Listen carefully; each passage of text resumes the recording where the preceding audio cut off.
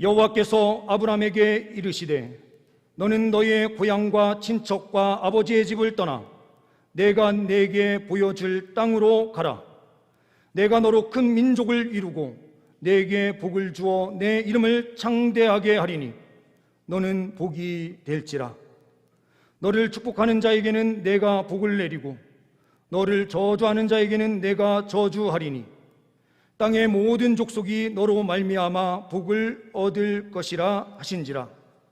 이에 아브라함이 여호와의 말씀을 따라갔고 롯도 그와 함께 갔으며 아브라함이 하란을 떠날 때에 75세였더라. 아브라함이 그의 아내 사레와 조카 룻과 하란에서 모은 모든 소유와 얻은 사람들을 이끌고 가나안 땅으로 가려고 떠나서 마침내 가나안 땅에 들어갔더라. 아브라함이 그 땅을 지나 세겜 땅 모레 상수리 나무에 이르니 그때에 가나안 사람이 그 땅에 거주하였더라. 여호와께서 아브라함에게 나타나 이르시되 내가 이 땅을 내 자손에게 주리라 하신지라. 자기에게 나타나신 여호와께 그가 그곳에서 제단을 쌓고 거기서 베델 동쪽 산으로 옮겨 장막을 지니 서쪽은 베델이요 동쪽은 아이라. 그가 그곳에서 여호와께 제단을 쌓고 여호와의 이름을 부르더니 점점 남방으로 옮겨갔더라. 아멘. 오늘 본문 말씀은 우리가 잘 알고 있는 말씀 가운데 한 본문이기도 합니다. 믿음을 통한 예배라고 하는 큰 제목으로 우리가 함께 말씀을 볼 때에 예배와 관련돼서는 마지막 대지에서 우리가 조금 더 깊이 생각하기를 원합니다. 오늘 본문 말씀을 통해서 우리는 첫 번째로 믿음은 떠나감입니다 라는 사실을 보게 됩니다. 1절 말씀을 보게 되면 여호와께서 아브라함에게 이르시되 너는 너의 고향과 친척과 아버지의 집을 떠나 내가 내게 보여줄 땅으로 가라. 떠나야 갈 수 있는 것입니다. 떠나지 않으면 갈 수 없습니다. 기독교는 떠남의 종교다라고 말을 해요. 이것은 분리된 삶을 의미하는 것입니다. 죄에서부터 떠나서 하나님께서 말씀하신 곳으로 가는 것입니다. 베드로전서 2장 9절의 말씀은 우리에게 이렇게 말씀해주고 있습니다. 그러나 너희는 택하신 족속이요 왕같은 제사장들이요 거룩한 나라요 그의 소유된 백성이니 이는 너희를 어두운 데서 불러내어 그의 기이한 빛에 들어가게 하신 이의 아름다운 덕을 선포하게 하려 하심이라. 어두운 데서 불러내었다. 이것은 죄 가운데서 우리를 불러내어 기이한 빛인 그 거룩한 하나님 앞으로 인도하셨다라는 뜻입니다. 아브라함도 하나님께서 친히 부르셔서 그 아버지의 집을 떠나 보여줄 땅으로 가라라고 하는 그 곳으로 가게 됩니다. 이 떠남은 철저하게 결단입니다. 죄의 자리에서 떠난다라는 것은 결단 없이는 결단코 떠날 수 없습니다. 준비된 PPT 내용을 보시면은요, 갈대아 우루, 페르시아만 바로 옆에 있는 갈대아 우루, 지금은 이라크에 소속된 땅이기도 합니다. 이 갈대아 우루에서 우리가 사본이나 다른 이 주변 문서들을 보게 되면 갈대아 우루에서 아브라함의 그 아버지와 가족들이 우상을 섬기는 제사장으로 있었다라고 하는 기록이 있어요. 철저하게 우상을 만들고 우상에 절하면서 살았던 인생을 주님께서는 부르셔서 내가 지시할 땅으로 가라라고 명령하십니다. 고향과 친척 집을 떠난다는 것 쉽지 않죠. 이 갈대아 우르는 유프라테스 강과 티그리스 강 사이 메소포타미아 문명 안에 있는 곳이에요. 메소포타미아라고 하는 이 말 자체가 두 강 사이다라는 뜻이고, 두 강 사이에 있는 그 지역, 다음 PPT를 보시면 제가 색을 칠해놓은 이 부분이 바로 메소포타미아 지역이다라고 말을 할 수 있습니다. 이 메소포타미아 문명 가운데 있었기에 갈대아 우르도 마찬가지의 같은 동일한 문명이에요. 떠나라라고 했더니 아브라함이 어디로 올라갑니까? 하란으로 올라갔어요.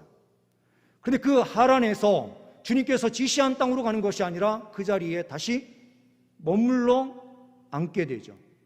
같은 문명이에요. 같은 문명이기 때문에 떠나봐야 다 거긴 사람으로 보이는 거예요. 하나님의 목적은 하란에 머무는 것이 아니라 들어가서 다음 페이지를 보시게 되면 가나안으로 요 경로를 따라서 들어가는 것입니다. 히브리라고 하는 단어는 강을 건넜다라는 뜻이거든요. 유프라테스 강을 건너서 가나안 땅으로 들어가요. 강을 건너서 왔다라고 하는 것은 우리와 다른 존재다라는 것을 인정했다라는 뜻이거든요. 우리와 같은 지역의 사람이 아니야. 아마도 바벨론, 이 바벨 땅이 있었던 그 갈대아 우르 지역 사람과 이 가나안 지역의 사람은 분명 얼굴의 피부색이나 이런 것들이 살짝 다르고, 그리고 얼굴 형태나 이런 부분에서도 딱 보아도 이국인처럼 보였을지도 몰라요. 우리는 같은 아시아계 사람이라고 하더라도 얼굴 피부색이 똑같아도 조금 같이 대하다 보면 좀 다른 곳에서 오셨구나 라는 것을 느낄 수가 있죠. 그래서 저도 같은 우리 대한민국 안에 있어도 제가 말하는 어투나 이런 걸 딱 봐서도 충청도 사람이네 딱 이게 보이지 않습니까? 그렇죠? 누가 봐도 딱 알 수 있는 거죠. 왜 하나님께서 그러면 갈대아 우르를 반드시 떠나게 하셔서 일을 하셨어야만 하는가? 이것은 상징적 의미가 분명하게 있는 거예요. 제약의 자리를 떠날 때에 거룩한 일을 감당할 수 있다. 동시에 이 안에는 하나님의 나라를 꿈꾸시는 하나님의 목적, 뜻이 있는 거예요. 이스라엘 나라를 하나님께서 세우시기 위해서 아브라함이 그곳에서 그냥 자생적으로 만들어진 그 아브라함의 후손들을 통해서 어떠한 특정 족속을 만들려고 해도 이미 섞여버린 몸이에요. 그러니 구분되지도 않고, 그리고 그 가운데서 이 사람들이 힘을 얻어서 정권을 갖는다 하더라도 이 사람들은 다른 곳에서 와서 하나님이 세운 국가야 라고 누가 말을 할 수 있습니까?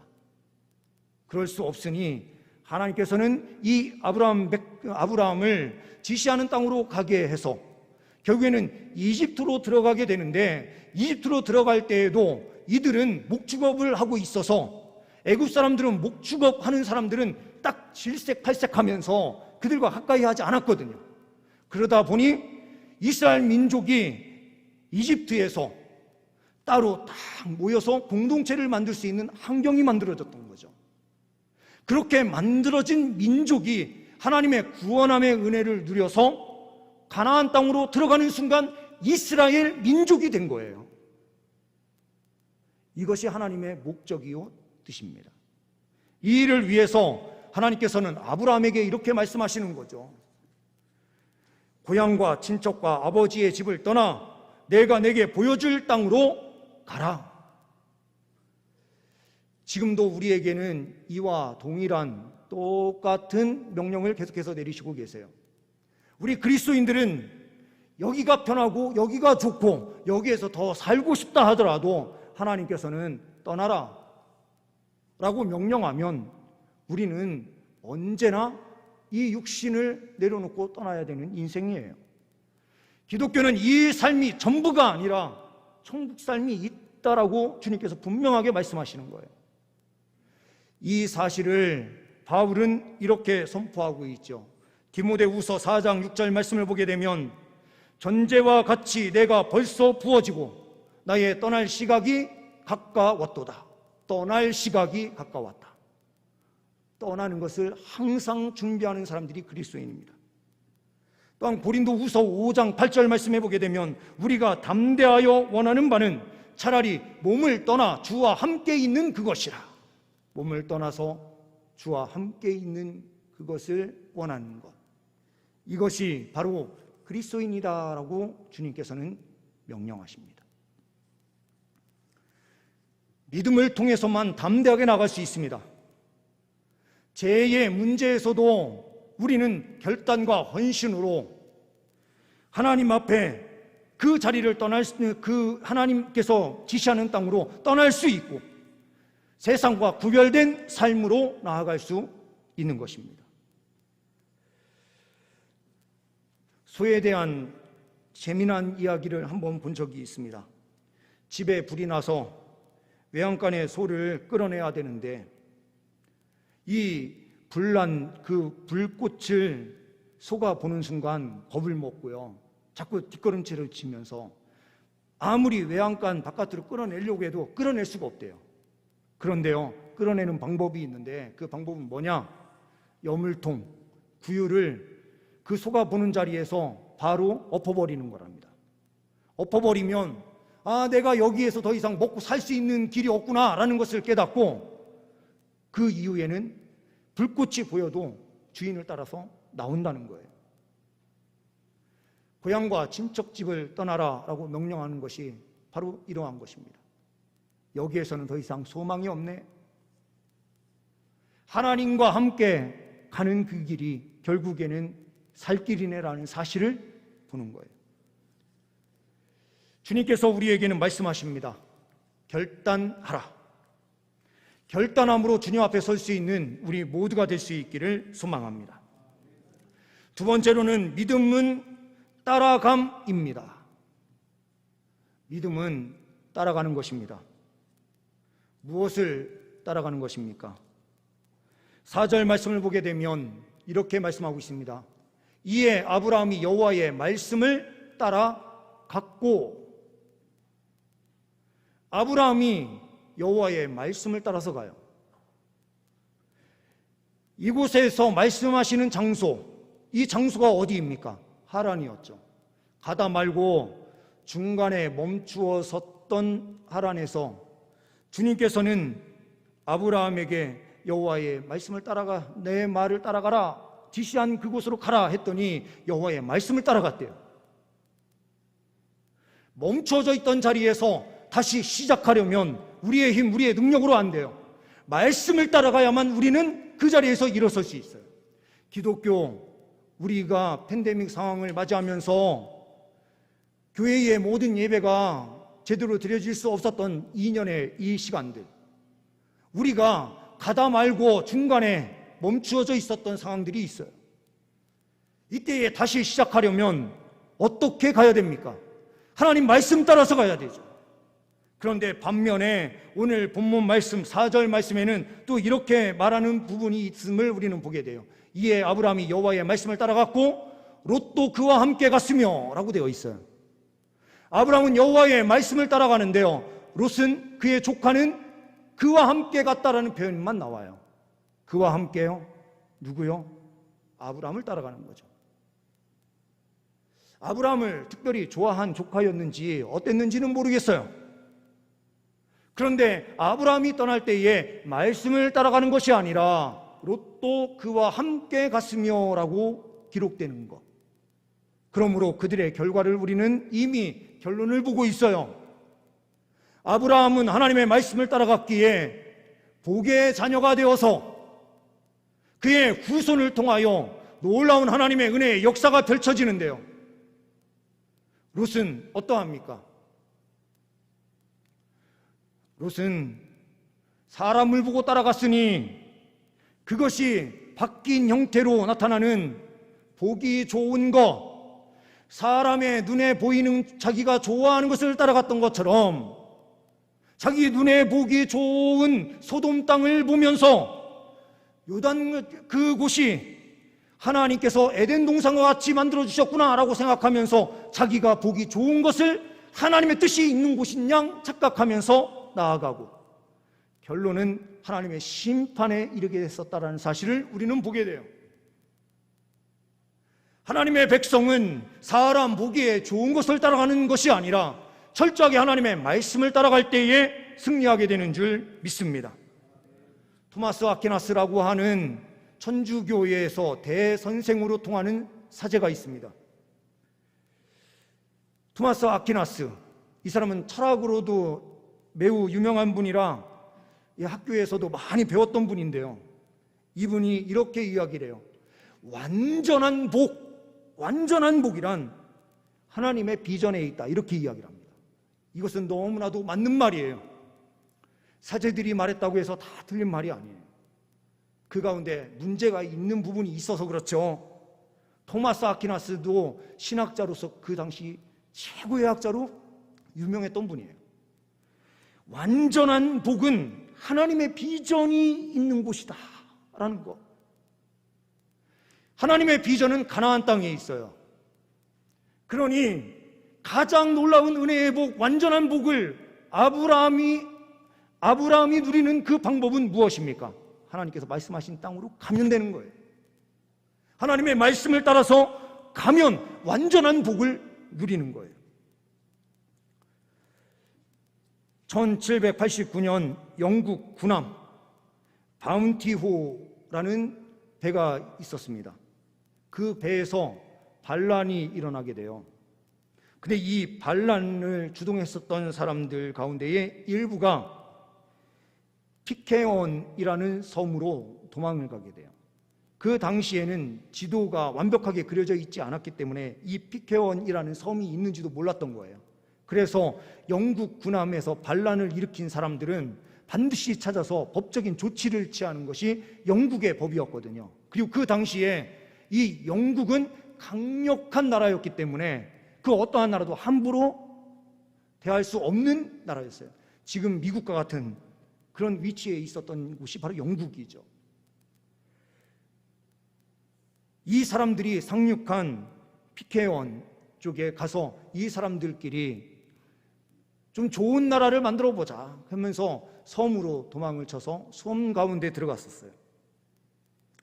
9년 정도가 지났는데요, 그 안에 반란으로 일삼고 살았던 그 사람들이기 때문에 그 안에서 살인, 폭력, 그리고 성문란, 알코올 중독, 이런 일들이 계속해서 일어나자 심각한 사회 문제가 있게 되자 지도자였던 플래처 크리스천이라는 사람은 자살을 해서 죽어요. 그러니 리더가 죽게 되자 이 사람들이 우리가 다시 영국으로 돌아가자라고 하면서 영국으로 돌아가려고 하는데요, 그 전 2개월 전에 한 사람이 창고에서 우연히 성경책을 발견하게 돼요. 그 성경책을 읽어 내려가는데 자기가 얼마나 크나큰 죄인인지 이 사실을 말씀을 읽으면서 깨닫게 돼요. 철저하게 회개하게 됩니다. 이 피케온 섬에서 모든 사람들이 다 떠난다고 하면서 떠나는 상황에서 이 사람만 그 자리에 가족들만 남게 돼요. 그 자리에 남아서 성경 말씀대로 사는 삶을 실천하거든요. 그러면서 이 땅에, 이 섬에 원주민들도 일부 있었지만 지금 이 사람의 후손 존 아담스라는 그 사람의 후손 가족이 1000명 넘는 사람이 지금도 이 피케온 제도에서 살고 있으면서 신앙생활을 신실하게 하고 있다라는 기록이 있어요. 때로는 하나님께서 지옥을 떠나게도 하십니다. 근데 죄악에서 떠나는 방법이 어떠한 것입니까? 사람을 따라서 죄 가운데 있는 사람들, 죄를 짓고 죄를 만들어내는 사람들과 함께 떠나는 것이 바른 길은 아니에요. 하나님의 말씀을 따라서 떠나는 것이 승리의 길이에요. 다른 사람들이, 그 죄 가운데 있었던 사람들이 다 떠난 그 자리에서 말씀 부여잡고 그 섬을 말씀으로 살려내는 한 사람을 통하여 놀라운 후손들이 만들어지는 것입니다. 하나님께서는 우리에게 따라가라라고 말씀하세요. 어떤 것을 따라가야 됩니까? 철저하게 하나님 말씀을 따라가야만 우리는 살게 되는 줄 믿습니다. 우리가 회복되는 길, 하란에 머물러 있어서 다시 출발해야 되는 그때에 우리가 붙잡아야 되는 것은 말씀이에요. 세 번째는 믿음은 예배함입니다. 하나님께서 떠나라, 따라가라 말씀하시는데요. 왜 떠나고 따라가야 됩니까? 그 결론이 무엇을 위해서요? 하나님만 예배하는 자로 삼기 위해서예요. 7절과 8절, 9절 말씀을 보게 되면 이렇게 말씀하고 있습니다. 여호와께서 아브라함에게 나타나 이르시되 내가 이 땅을 내 자손에게 주리라 하신지라. 자기에게 나타나신 여호와께 그가 그곳에서 제단을 쌓고, 제단을 쌓는 일이 얼마나 중요한 일인지 몰라요. 다른 평지와 똑같은 곳에 돌멩이를 쌓아 올리든 큰 반석을 세워놓고 그곳에서 제사를 드리든 제단을 쌓는 그 장소가 구별된 장소가 되는 거예요. 하나님께 예배하는 장소가 되는 거예요. 제단을 쌓고 8절 말씀에 거기서 베델 동쪽 산으로 옮겨 장막을 치니 서쪽은 베델이요 동쪽은 아이라. 그가 그곳에서 여호와께 제단을 쌓고 여호와의 이름을 부르더니. 예배는 여호와의 이름을 부르는 것입니다. 점점 남방으로 옮겨갔더라. 이 시대에 가나안 성도라고 하는 사람들이 많죠. 거꾸로 뭐라고요? 안 나가 성도예요. 어디를 안 나가요? 교회로 나오는 일을 안 하겠다라고 생각하는 사람들입니다. 우리가 성전인데, 개인이 성전인데, 우리가 신년세일의 특별 새벽기도의 제목이 우리가 교회입니다라는 제목이거든요. 나는 성령이 거하는 교회이니 교회를 안 나가도 되지. 성경책을 끼고 주일날 어딜 가느냐? 카페로 가요. 카페에서 성경책을 펴놓고 하나님 말씀 묵상한다 하면서 말씀을 묵상해요. 그러면서 그 말씀이 나에게 주는 말씀이니 이 말씀대로 살면 되지라고 말을 해요. 근데 그 안에 어떠한 헌신과 충성이 있습니까?